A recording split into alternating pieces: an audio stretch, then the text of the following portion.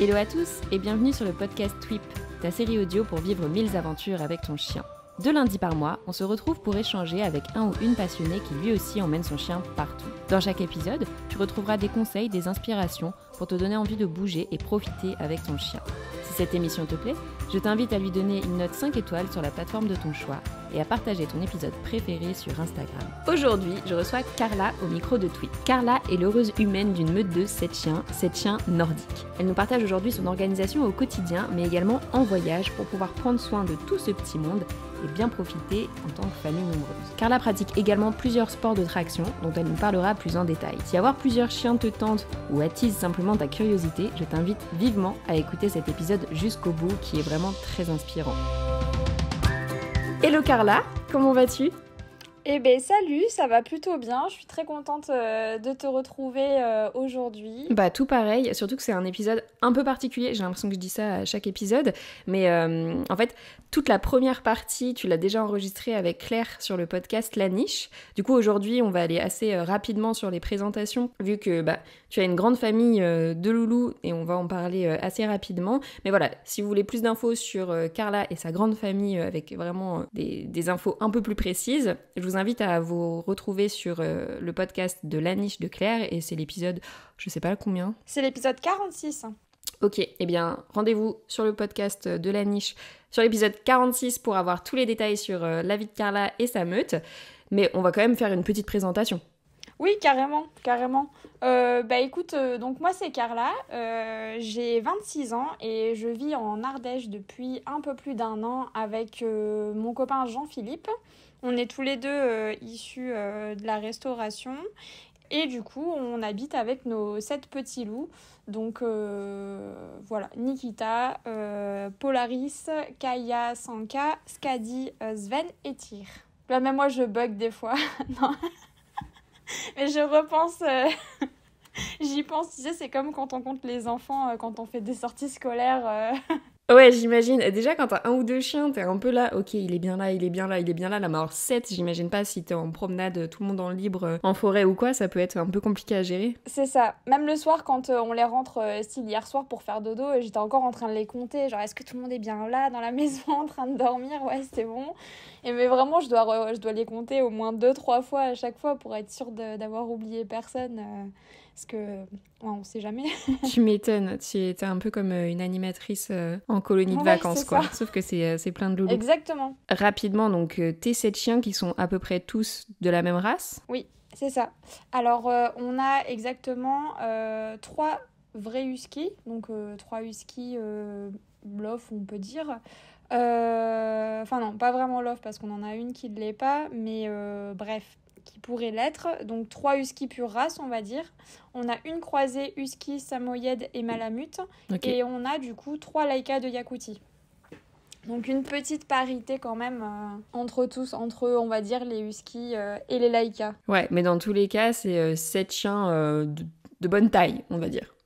C'est ça, 7 chiens nordiques qui font tous minimum 22-23 kilos et jusqu'à 30 à peu près. Je trouve que ça paraît être des chiens plus lourds que ça, mais je pense que le poids y est pour beaucoup. Ouais, exactement. Je pense que par exemple, des chiens comme Sanka et Sven, qui font une 30aine de kilos, je pense que sur une autre race comme du berger, par exemple, je sais pas, un malinois ou des choses un peu plus costauds, on va dire, je pense que sur des chiens comme ça, on serait plus à 40 kilos ou pour la taille, je veux dire, tu vois, pour la proportionnalité. Je trouve qu'ils sont plus légers qu'on le pense et je pense que c'est en partie dû à la sélection et au fait qu'ils soient plus légers pour courir, par exemple, dans la neige, etc.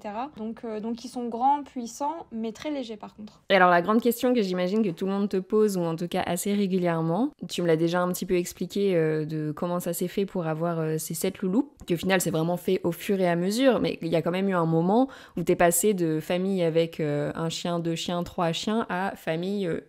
avec beaucoup de chiens, enfin en tout cas famille nombreuse de chiens. Qu'est-ce qui t'a amené à adopter 7 chiens ? Ben écoute, au début, clairement c'était pas le projet, on va dire. On a eu nos premiers chiens un peu comme tout le monde, je pense, voilà, par envie, etc. Mais par la suite, on a vraiment compris que ce qu'on voulait avant tout, c'était vivre voilà, avec beaucoup de chiens en fait, plus que 3 ou 4. On gardait beaucoup de chiens à l'époque, on faisait de la pension notamment, j'avais passé mon ACACED et tout ça, mais il n'y avait pas vraiment de but financier ou professionnel en tout cas derrière ça. Est-ce que tu peux définir ce que c'est la cassette pour ceux qui connaîtraient pas? Alors l'ACACED c'est une attestation en fait qui permet à toute personne de pouvoir pratiquer dans le milieu canin, donc que ce soit de la pension, de l'éducation, voilà, des choses en rapport avec le milieu canin. Il faut bien savoir par contre que ce n'est pas une formation, c'est une certification qui permet de travailler, mais c'est en aucun cas formateur, on va dire. Voilà, c'est vraiment juste pour avoir le droit entre guillemets, mais pas pour apprendre. Et j'ai aussi fait une formation d'assistante vétérinaire pendant 2 ans. Donc j'avais aussi des cours d'éthologie, de comportement, d'éducation. Donc voilà, j'avais un petit bagage, on va dire, derrière moi qui m'a permis, plus tout ce que j'avais pu apprendre à côté, qui m'a permis de le passer sereinement et surtout aussi d'être à même de gérer les loulous qu'on gardait tout simplement, parce que c'est pas rien non plus. Mais voilà, on n'avait pas pour idée d'en vivre ou que ce soit vraiment notre revenu principal. On avait tous les deux notre travail, donc c'était vraiment par plaisir en fait. Et on s'est dit, mais en fait, pourquoi pas avoir nos propres chiens à nous, parce qu'à l'époque, quand on a commencé la pension, au tout début, on en avait déjà 2, il me semble. On avait fait un petit peu déjà, et après 3 ou 4. Enfin voilà, on avait quand même déjà pas mal de chiens à nous, et on en gardait bien 2, 3, voire plus. Donc voilà, on a quand même eu l'habitude d'être entouré de plein de loulous. On adore ça, on adore les balades, les accompagner au quotidien, enfin vraiment tout quoi. Vu qu'on kiffait, on s'est dit bah pourquoi pas agrandir la famille. Ça s'est quand même fait petit à petit, hein, pour ceux qui écoutent, ils verront ça dans la niche. Mais il y avait quand même cette volonté au bout d'un moment d'avoir une grande famille. Ok. Et t'as pas eu de crainte particulière justement par le fait d'avoir beaucoup de chiens? Alors déjà, il faut savoir qu'on fait toujours très attention à l'intégration d'un nouveau membre de la famille. Quand on intègre un nouveau loulou dans le groupe, c'est toujours si derrière c'est OK avec les autres et si tout se passe bien, entre guillemets, enfin, on va dire dans la globalité. Donc si on le fait, c'est que y a pas de stress ou de crainte derrière. Tu vois, justement, si j'ai le moindre doute, on le fait pas. Parce que c'est hyper important, je pense, que le nouvel arrivant, il arrive déjà dans une famille qui soit stable et équilibrée. Et c'est important aussi pour nous d'être prêts à 100%, quoi, parce que c'est pas rien. Donc voilà, faut que tout le monde soit dans de bonnes conditions, on va dire, je pense. Enfin, en tout cas, c'est nous, notre vision des choses. On n'a pas envie de mettre ceux qui sont déjà là en difficulté, et nous aussi, du coup. Donc, si on le fait, c'est vraiment qu'on est sûr à 3000% qu'on peut gérer sans que ce soit pénalisant pour nous. Tu vois ce que je veux dire? On anticipe énormément, en fait. Ok, trop bien. De toute façon, toutes ces questions d'intégration d'un nouveau membre de la famille, d'éducation, etc., t'en parles aussi dans la niche. Nous, ici, on va plutôt s'intéresser donc au voyage et aux activités. C'est tout le but du podcast Twip. Et j'ai un tas de questions justement sur ton organisation quand tu voyages avec autant de loulous. Alors, je sais que c'est pas forcément le truc que vous faites le plus de voyager tous ensemble, mais t'es déjà parti avec eux et tu projettes de partir d'ailleurs pour un grand projet tout bientôt. Donc j'imagine que c'est une grosse organisation. Donc déjà, avant de commencer n'importe quelle partie de l'organisation, moi la grande question c'est le transport. Tu vois, comment tu voyages avec 7 chiens? Je pense que sur ce sujet, on n'est pas les plus organisés, en fait, pour tout avouer. Première chose, on n'avait pas de véhicule jusqu'à l'année dernière, et vraiment jusqu'à fin d'année dernière. Donc c'est très très récent. C'est-à-dire que jusqu'à notre emménagement en Ardèche, en fait, on n'avait pas de voiture. D'accord. Vous faisiez comment du coup? En transport en commun, en bus, à pied. Avec les 7 en même temps? Ouais, enfin du coup on en avait 5 et 6 à l'époque, mais effectivement tout en transport. Donc après voilà, les chiens ont toujours été habitués à nous accompagner partout dans notre quotidien, à prendre le bus, On est allé sur Paris, donc le train, le métro, vraiment tout type de transport en commun, je dirais. Même les gros bus de campagne et tout, enfin vraiment tout. Même l'avion en cabine, enfin pas en soute, je veux dire. On a eu tout type d'expérience de transport en commun. Ça s'est toujours bien passé. Et du coup, on avait nos petites habitudes. C'était même pas une nécessité forcément pour nous à l'époque d'avoir une voiture. C'est quand même bien plus pratique, hein, on va pas se le cacher quand on en a autant. Mais j'y ai trouvé pas mal d'avantages, notamment le fait qu'il y ait toujours ce petit temps de transport où on marche quand même, hein, même si on prend les transports, t'as quand même de la marche, etc.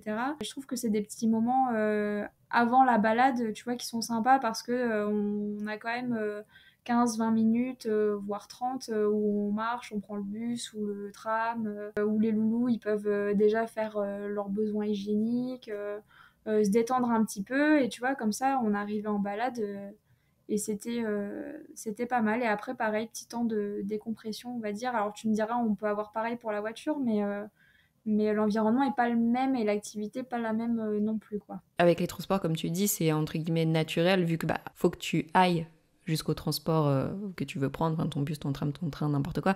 Donc t'es entre guillemets obligé de marcher, alors que ta voiture, généralement, t'es pas obligé de marcher pour monter dedans. Voilà, exactement. Donc ça faisait quand même comme un petit échauffement, tu vois, où il pouvait marcher un petit peu, se poser, mais voilà, c'est pas pareil que la voiture, effectivement, où juste tu sors de la maison, tu les mets dans le coffre, t'arrives en balade, tu les descends, et du coup, c'était appréciable pour nous, enfin, on aimait bien. Alors bien sûr que c'était quand même pénalisant, on va pas se le cacher, des fois où on pouvait pas rejoindre telle ou telle personne pour balader, ou faire telle ou telle chose, donc ça, c'est un peu frustrant, forcément.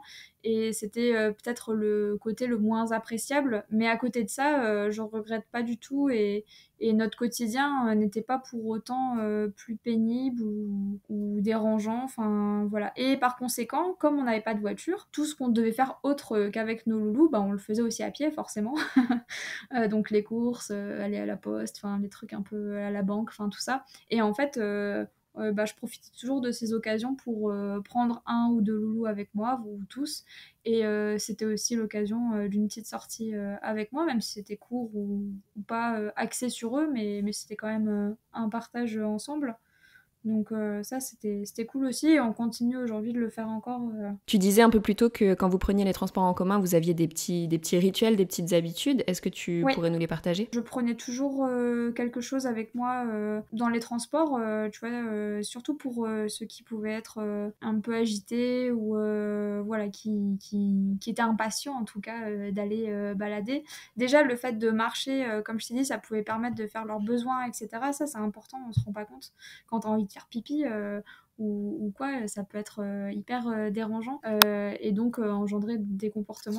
Donc voilà, déjà se détendre, ça c'était hyper important pour moi, qu'il y ait ces 10-15 minutes de détente, on fait pipi, on renifle un peu, on se détend, on sort tranquille. Ensuite, attendre le bus, le tram ou autre, il y a ce petit moment de pause, on va dire, d'accalmie, parce que du coup on est tout seul. Donc là, en général, soit je m'asseyais sur le banc et j'attendais avec eux, soit je m'accroupissais par terre, ou j'attendais sur le côté. Mais voilà, c'était toujours le moment de petite pause, parce qu'après, quand on rentre dans le transport, c'est pas une pause. Même si en soi, ils peuvent être assis ou couchés, ça reste hyper stimulant pour eux. Il y a beaucoup de monde, ça bouge. Notamment le bus, ça tremble, ça fait énormément de bruit et tout ça. Donc ce petit temps, on va dire off, c'est quelques minutes parfois off avant de rentrer dedans. C'était l'occasion de se poser tranquille, de souffler. Et quand on rentrait dans le transport, voilà, je m'assois toujours, et après je les place à côté de moi. Et souvent, il y en a un entre mes jambes, un devant, un à ma gauche. Un à droite, un au-dessus. C'est ça. Et après, en fait, ça dépend vraiment du chien et de comment il est. Mais voilà, j'ai toujours de quoi leur donner à boire, bien sûr, de quoi renforcer si besoin, un petit truc à mâchouiller s'il y a besoin de décharge ou quoi, un petit jouet. Enfin, voilà, j'ai toujours un petit peu le sac de Mary Poppins avec tout ce qu'il faut pour, pour gérer si besoin. Et bien sûr, si je vois le moindre problème ou enfin, quoi que ce soit, je sors. Donc au final, même pour toi, ça doit être super fatigant d'être vraiment à l'affût des moindres signes qui peuvent montrer un inconfort chez tes chiens ou quoi. Ouais, après, je pense que c'est, enfin oui et non en fait parce que je le fais, je pense, naturellement en fait et c'est pas gênant pour moi, enfin voilà, je conçois que c'est hyper, déjà, original on va dire pour eux de faire, tout ça donc je m'adapte et vraiment ça me pose pas de soucis et franchement on y a été par étapes avec tous et même, ceux pour qui, ça pouvait être peut-être un peu compliqué, on a toujours réussi à faire en sorte que ça se voit quand même, zen, le moment du transport donc honnêtement, ça n'a jamais été hyper, problématique pour nous. Ok. Et tu t'es jamais fait refuser l'accès à un transport du fait que t'aies plusieurs chiens? Alors si, ça arrivait, très sincèrement parce qu'on a vécu au moins bien, 4 ans, à Bordeaux. Ça a dû m'arriver 2 ou 3 fois peut-être, honnêtement sur 4 ans donc c'est pas beaucoup au final, sur on va dire la globalité. Après, par contre, j'imposais pas non plus, quand je sentais que, c'était pas forcément, adapté. Ça m'est arrivé, parce que du coup les loulous venaient aussi avec moi au travail. Mais ça arrivait le soir, en sortant du travail que des fois je laisse passer deux trois bus parce qu'il y avait trop de monde et que je savais que je gênerais les gens, les loulous, ça pourrait aussi, les oppresser un petit peu donc voilà, c'est pas grave, on attend, on marche un peu dans le quartier, mais voilà, en fait, j'anticipe, énormément au quotidien, à peu près tout, avant qu'il y ait des problèmes, pour justement, pas nous mettre en difficulté. Mais voilà, après c'est arrivé, hein, mais c'est pas grave. On a pris, le transport, d'après. Des fois c'est pénible, mais voilà, j'ai quand même jamais eu de soucis, à ce niveau-là, de vraiment marquant. C'était pas handicapant en tout cas au quotidien et je me posais même pas la question de si je pouvais le faire ou pas, quoi. Justement, ça te stresse pas, cette idée de te dire bah, j'ai plusieurs chiens, je vais aller entre guillemets à la confrontation du monde ou en tout cas de lieux où ils sont pas Ouais. forcément ultra bien tolérés, de dire bah voilà, je sais pas trop comment je vais être accueillie dans tel endroit du fait que j'ai plusieurs chiens. Ouais. Alors déjà, j'essaie toujours de me renseigner sur les endroits où je vais, sur, les conditions, d'accès, si c'est autorisé ou pas, dans quelle mesure, s'il y a besoin de la muselière. Par exemple, à Bordeaux, les chiens peuvent prendre le transport du moment qu'ils sont en laisse. Donc voilà, se renseigner sur les règles et puis demander. Encore une fois, dans cette, idée d'anticipation, par exemple, en général, je vais voir le chauffeur ou la personne qui tient un magasin, enfin bref, la personne en charge, et je demande si ça dérange que je sois là avec les chiens. S'il y a un endroit peut-être qui est préférable, donc là je pense au bus par exemple, s'ils préfèrent que je me mette au fond ou un endroit spécifique pour pas gêner. Enfin voilà, je pense que c'est important de parler avec les gens et justement en essayant de montrer qu'on est de bonne volonté et qu'on ne veut pas gêner. Je pense que ça marche plutôt bien d'essayer de parler avec les gens. Alors, je dis pas que ça marche toujours, mais en tout cas, nous, ça nous a plutôt bien réussi pour le moment. Même quand on allait faire les courses, au début, les loulous, je les laissais devant le magasin et au final, vu qu'on c'était notre épicerie de quartier, on va dire, et qu'on y allait tout le temps, finalement, j'ai eu le droit de les mettre à la caisse et du coup qu'ils puissent attendre là, enfin quand même assez improbable dans un carrefour ou un truc comme ça. On a pu faire tellement de choses qu'on n'aurait pas pensé, je pense.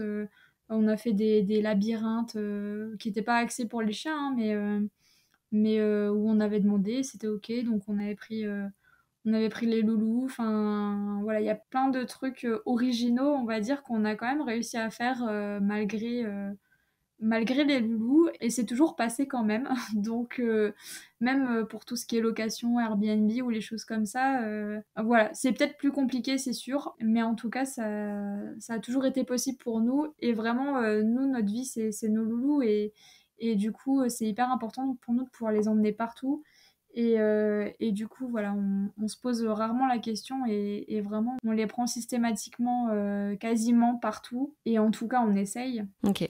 On reviendra juste après sur les hébergements, etc. Je voulais juste finir sur les moyens de transport, les moyens de locomotion, puisque tu en as parlé un petit peu aussi. La marche, c'est aussi un moyen de locomotion, ne l'oublions pas. Oui, tout à fait. Et je trouve ça super intéressant de se dire, enfin, tu vois, on va apprendre la promenade en laisse, etc. à son chien. Donc quand on en a un, ok. Quand on en a deux, pourquoi pas. Quand on en a 7, comment on fait pour apprendre au petit dernier, tu vois, la promenade. Ouais. Parce que je sais pas, enfin, j'ai du mal à visualiser si à chaque fois, tu vois, t'as tes 6 ou 7 laisses avec tous tes loulous. Enfin, tu vois, comment t'organises tes promenades quand t'as 7 chiens et comment tu apprends au dernier arrivant la promenade? Ben déjà, comme je l'avais dit un petit peu en amont, on n'intègre pas si un nouveau loulou, tu vois, si on a des difficultés qui sont déjà présentes dans la famille. Donc, ben comme ça fait partie de notre quotidien et que c'est quand même plus agréable, donc marcher, hein, j'entends, avec les loulous en laisse, etc. Ben forcément que valoriser la marche en laisse ou en longe, c'était hyper important pour nous. Première chose, c'est qu'à chaque fois qu'un nouvel arrivant arrivait, on va dire que c'était ok la marche en longe ou laisse avec ceux qui sont déjà présents dans la famille. Donc en fait, quand le nouvel arrivant arrive, première chose, c'est que je fais toujours pas mal de petites balades solo au début avec le nouvel arrivant pour valoriser énormément sa marche en laisse, etc. Puis en fait, quand il incorpore le groupe, en général, bon déjà c'est des jeunes chiens, en général en intégration. Au début, j'attache pas forcément parce que avant la balade, ça serait éventuellement le mettre en échec. Donc si possible en libre. En général, quand ils sont jeunes, c'est un peu plus simple en plus. Et par exemple, au retour, par contre, là, je vais en profiter pour mettre en laisse ou en longe avec les autres et en profiter pour renforcer tout ça. Si jamais j'ai pas la possibilité de le laisser en libre parce que on est vraiment en centre-ville ou quoi que ce soit, qu'il y a des routes, tout ça, je vais demander par exemple à mon copain de marcher un petit peu devant avec.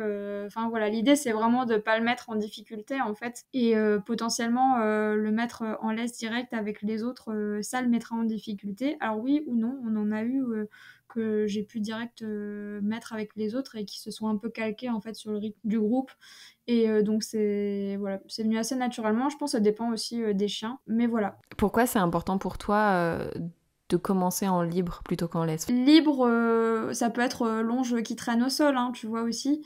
Mais en fait, tu vois, je prends Tir par exemple, c'est le petit dernier. Concrètement, lui, si je le mets en laisse en début de balade avec les autres, il va avoir envie d'aller devant et tout. Enfin, ça le met en position de difficulté, donc il va tirer, donc commencer à prendre de mauvaises habitudes, entre guillemets.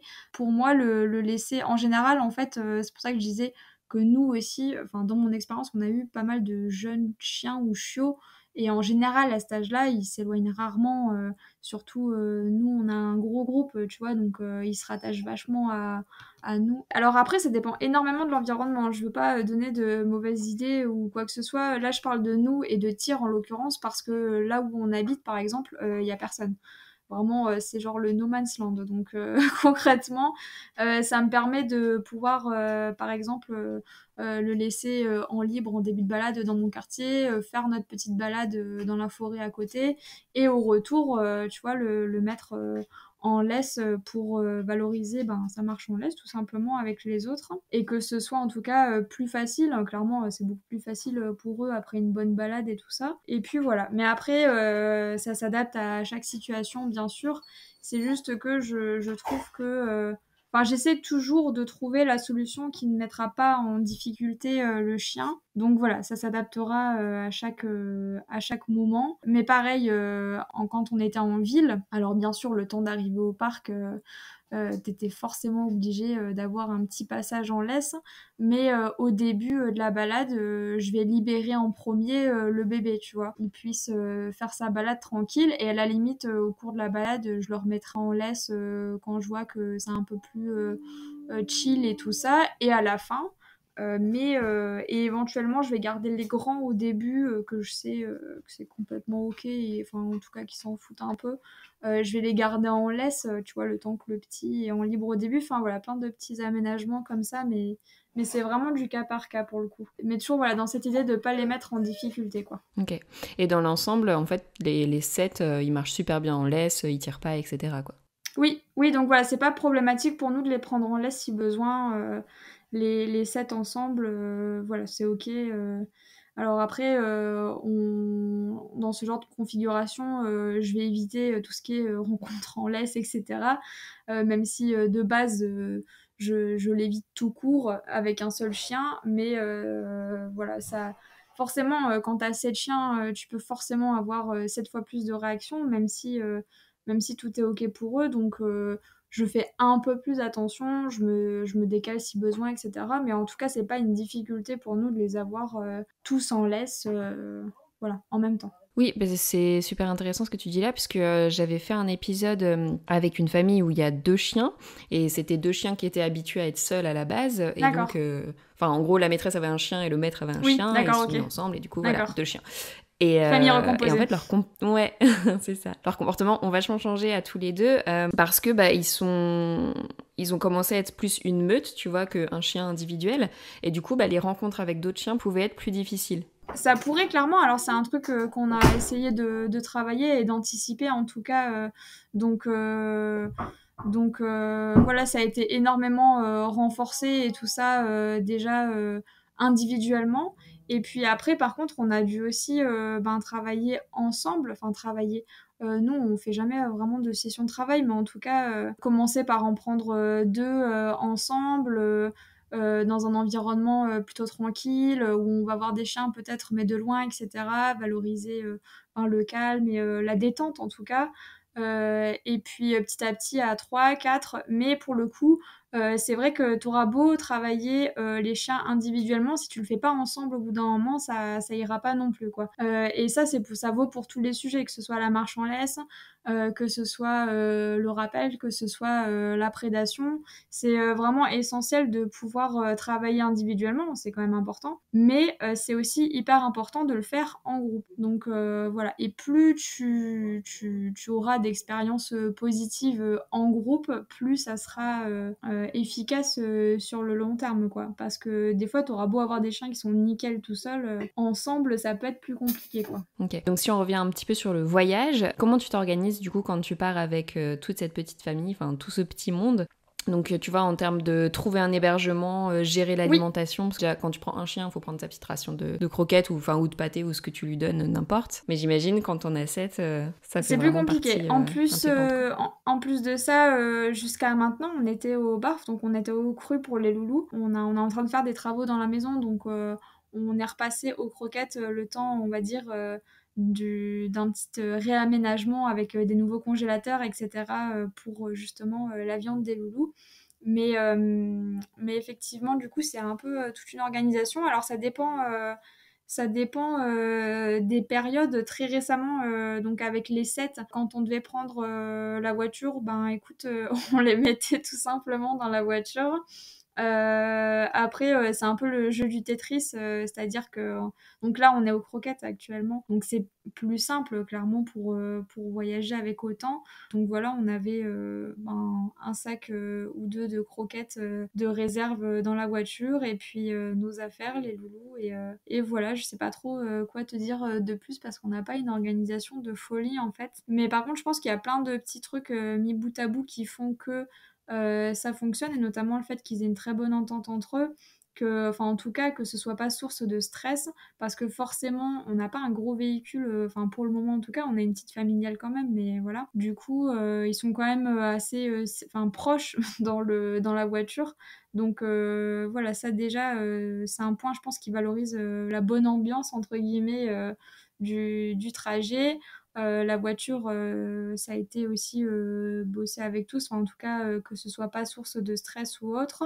On n'en a pas qui sont malades non plus, enfin plus. Voilà, globalement, en fait, pendant tout le trajet en voiture, ils se posent et ils dorment. Alors, petite astuce, on laisse toujours un petit filet d'air ouvert sur les vitres de derrière de la voiture pour qu'ils aient toujours un peu d'air et tout ça. Ça, ils aiment bien.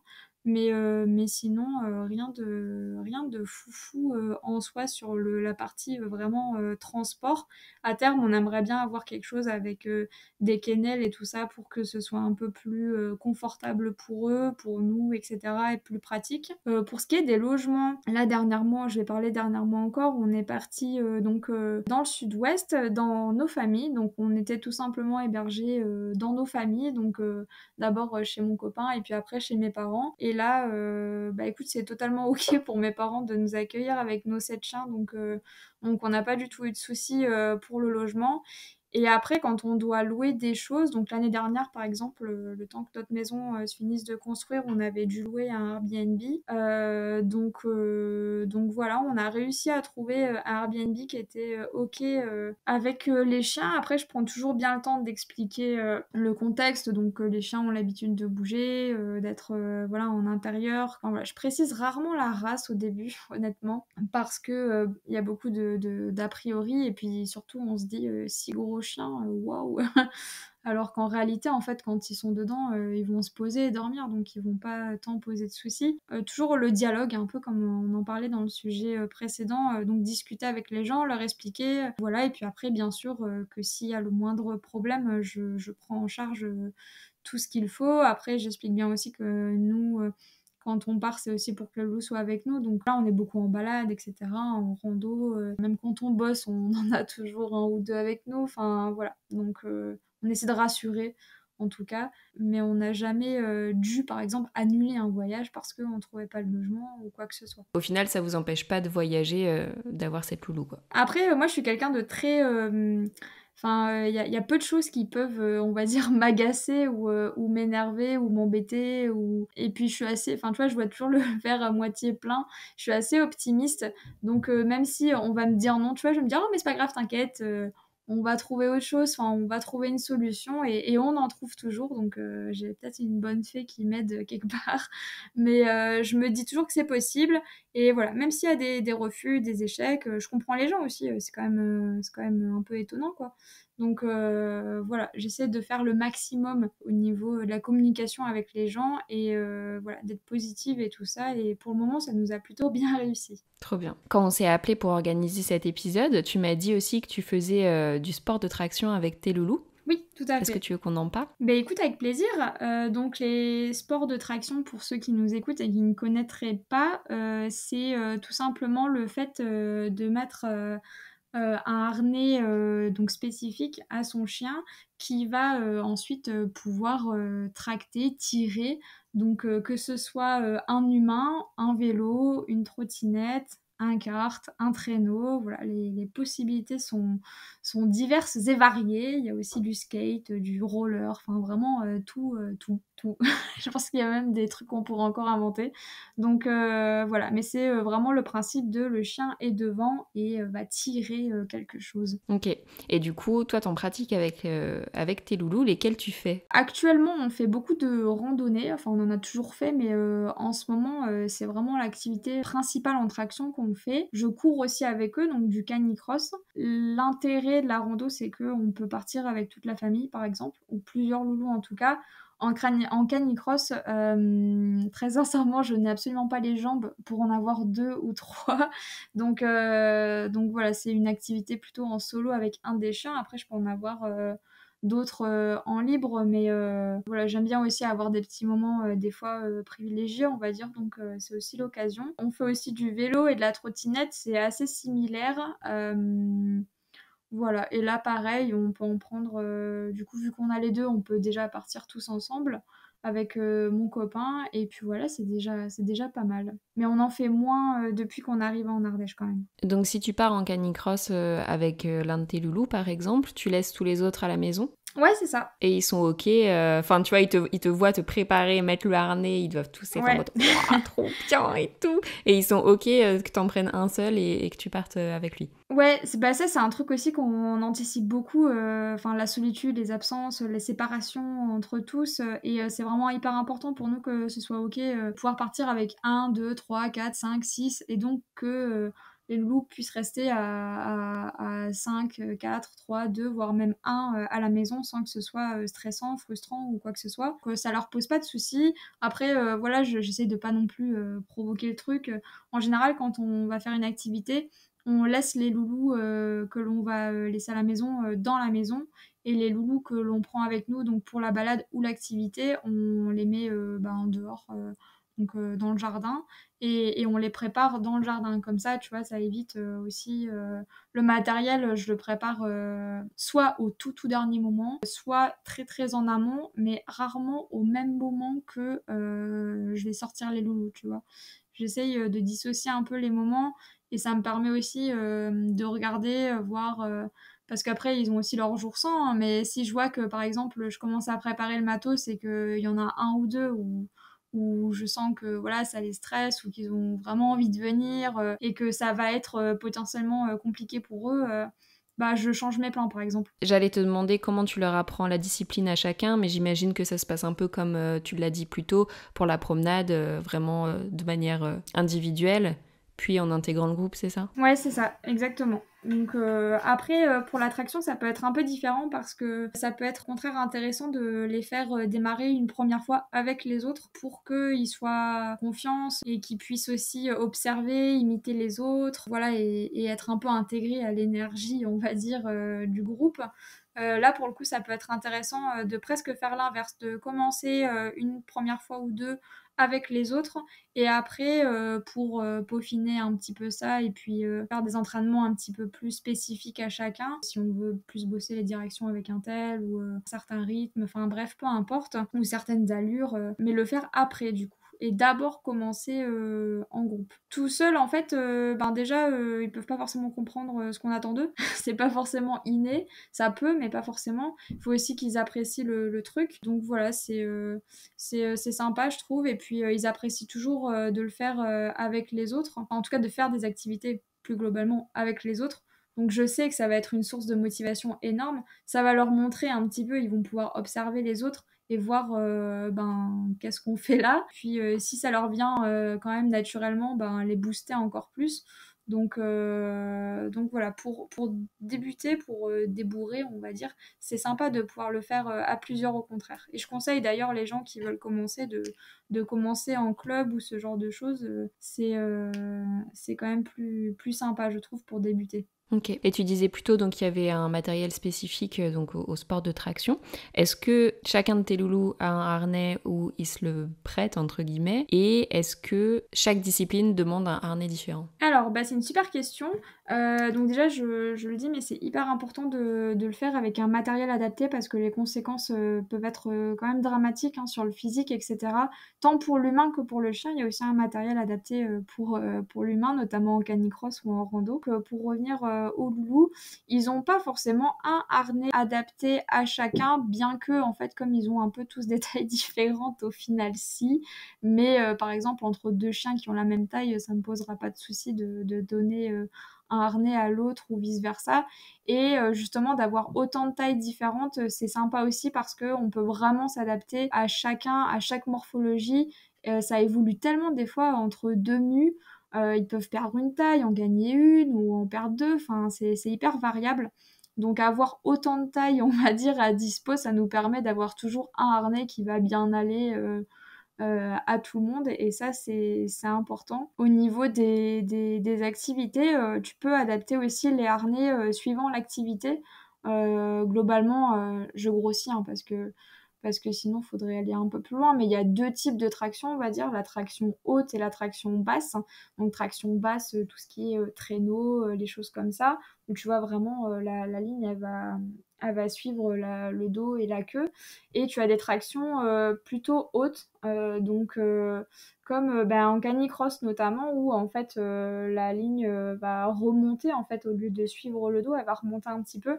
Donc tu as des harnais qui peuvent s'adapter aux différentes disciplines. Nous très sincèrement on utilise le même pour tout parce que ça leur convient et que ça nous convient et voilà. Ok. T'as une marque de prédilection ou tu en utilises plusieurs? Alors j'en utilise plusieurs, j'en ai deux, mais on a quand même une petite prédilection pour Non-Stop qui pour le coup a vraiment un gros panel de harnais différents, etc. Donc il y a vraiment de quoi trouver ce qui correspond à son chien, beaucoup de tailles, de demi-tailles, etc. Donc c'est vraiment pas mal. Après, on a des harnais antipodes aussi qui sont très chouettes. Mais j'ai pas tant de prédilection. Je pense que ce qui est important, c'est de trouver ce qui convient à son chien, dans lequel il est à l'aise. Pas hésiter à changer justement de marque, à essayer d'autres types de morphologie d'harnais. Enfin voilà.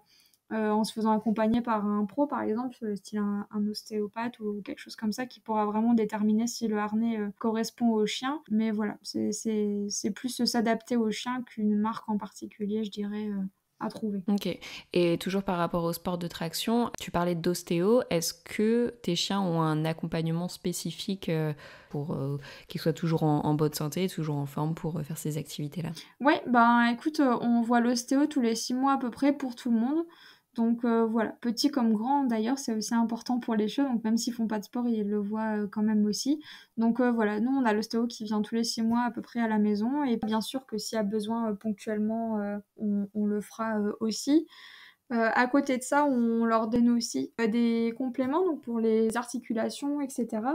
Quand on est sur des périodes où ils vont pas mal pratiquer de sport, on fait aussi très attention à leur hydratation. Donc les jours où, par exemple, ils vont pas mal courir ou on va faire une grosse rando, etc., on leur donne toujours une petite hydratation, on va dire, un peu plus appétante que juste un petit peu d'eau et avec voilà, quelques petits compléments pour vraiment être en forme. Ok, bah, je pense qu'on peut finir là-dessus, parce qu'en soi, on est déjà à une Ouais, bonne heure, je pense, d'enregistrement. carrément. Ou est-ce qu'il y a un point sur lequel tu voulais que je revienne? Non, ce que je voulais dire, c'était que, tu vois, on vit chacun les choses différemment. Et moi, aujourd'hui, par exemple, il y a un chien qui peut vomir, pisser, bref, j'en sais rien, bouffer un coussin ou quoi que ce soit. Je m'en fous, clairement.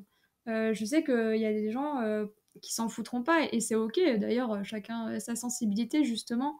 Donc, nous, en soi, on a 7 chiens, mais très sincèrement, ils pourraient faire n'importe quoi que j'arriverai toujours à prendre du recul et à passer au-dessus. Et ça, je pense que c'est juste dans ma nature d'être comme ça. Faire attention à nos propres émotions, à nos propres ressentis. Et je parle beaucoup de ne pas mettre les chiens en échec, mais aussi de ne pas soi-même se mettre en échec. C'est hyper important. Et de faire selon ses capacités. Voilà. Donc je pense que c'est quand même un point important. Parce que aujourd'hui, il y a peut-être des choses qui pour moi sont ok et qui peut-être pour d'autres personnes ne le seraient absolument pas. Pour moi, c'est pas une gêne tout ça, et peut-être que pour d'autres personnes ça le serait. Donc voilà, ça reste quand même un truc hyper subjectif aussi, quoi. Oui, de bien y réfléchir avant de se lancer dans une aventure à 7 chiens, quoi. Est-ce que tu as un peu des do and don't, tu sais, genre les choses à faire et à ne pas faire quand on adopte, enfin quand on a une famille nombreuse Ouais, de chiens? bah carrément, carrément. Premier truc de dompte, c'est, alors ça peut paraître un peu laxiste, mais ne jamais engueuler ses chiens, ne jamais faire de choses qui pourraient porter préjudice en fait à notre relation avec. Parce qu'il faut vraiment se dire qu'un chien, c'est un peu comme un enfant de 2 ou 3 ans. Il fera jamais quelque chose avec derrière-pensée. Il n'a pas en fait la capacité mentale de se dire je vais faire ça en gros pour embêter ou quoi que ce soit. Donc je sais que c'est pas forcément facile. On peut avoir des réactions émotionnelles hein, sur le coup. Moi aussi, des fois, ça m'arrive de m'énerver, mais ça doit pas être systématique. Et c'est important aussi de penser à ça avant d'acquérir un nouveau loulou. Parce que j'ai la patience, en fait, de supporter certaines choses sans forcément m'énerver. Et pour le coup, je pense que c'est hyper important parce que c'est hyper déterminant et impactant pour la suite. Et du coup, le doux qui serait, on va dire, à l'opposé, c'est vraiment par contre de valoriser tout ce qui est chouette, tout ce qui nous plaît chez notre chien, voilà, tout ce qu'on va apprécier qu'il puisse faire, même ce qui peut nous paraître normal en fait ou facile.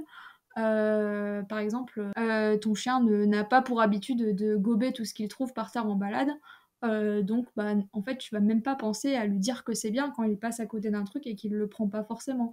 Peut-être oui, hein, mais pas systématiquement. Je sais pas, c'est juste pour imaginer un petit peu l'idée. Eh bien, je pense que c'est hyper important de justement valoriser tout ce qu'on peut. Je pense qu'on renforcera jamais trop et vraiment de le faire avec tout et n'importe quoi au quotidien. Notre quotidien, il est truffé d'occasions de faire ça. Donc voilà, vraiment valoriser tout ce qu'on peut tous les jours. Et ça, c'est vraiment mon gros conseil enfin, principal, on va dire. Est-ce qu'il y a des choses dont on n'aurait pas encore parlé que tu aurais envie de partager aux personnes qui nous écoutent? J'ai pas rien qui me vient en tête. Peut-être en rajouter en dernier sur les do et don't, de penser à anticiper. On agit toujours en général après qu'on a un souci, tu vois, donc par exemple... Donc on réagit. Voilà, on réagit, c'est ça. Donc effectivement, on réagit, mais on n'anticipe pas toujours. Et pourtant, je pense que c'est ce qui aujourd'hui, nous facilite grandement la vie avec les 7. En fait, on essaie toujours d'anticiper les choses avant même que le problème ne soit présent. Et c'est ce qui fait que, au quotidien, je ressens pas de gêne, par exemple, vis-à-vis des gens, etc. Parce que, tu vois, j'aurais déjà anticipé la chose.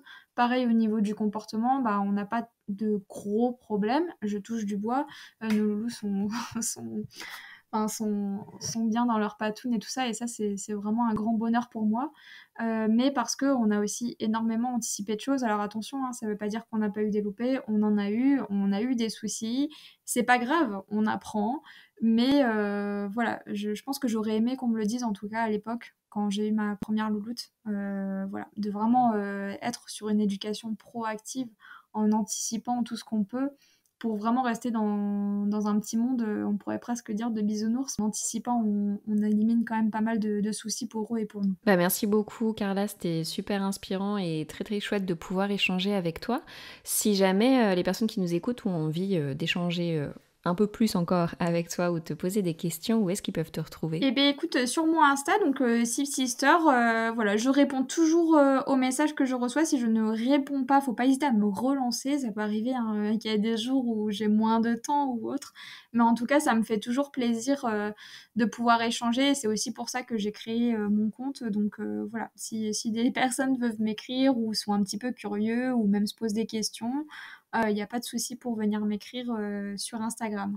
Super, merci beaucoup Carla, et puis j'espère qu'on se verra très bientôt. Ouais, merci à toi, avec grand plaisir pour se voir une prochaine fois. Merci beaucoup d'avoir écouté cet épisode jusqu'au bout, ça me fait très plaisir. J'espère qu'il t'a plu, et si c'est le cas, n'hésite pas à laisser une note 5 étoiles sur la plateforme de ton choix. Si tu découvres Twip en même temps que cet épisode, Twip, T-W-I-P, est une application dog-friendly qui te permet de découvrir plein de spots accessibles aux chiens en France et ailleurs. Tu peux la télécharger sur le store de ton choix, dès maintenant, elle est 100% gratuite. On propose également un guide de voyage pour avoir toutes les astuces pour emmener son chien facilement avec soi, que tu retrouveras sur notre site internet www.twip-app.com. En attendant, nous on se retrouve sur l'Instagram de Twip pour faire connaissance, et je vous dis à très bientôt.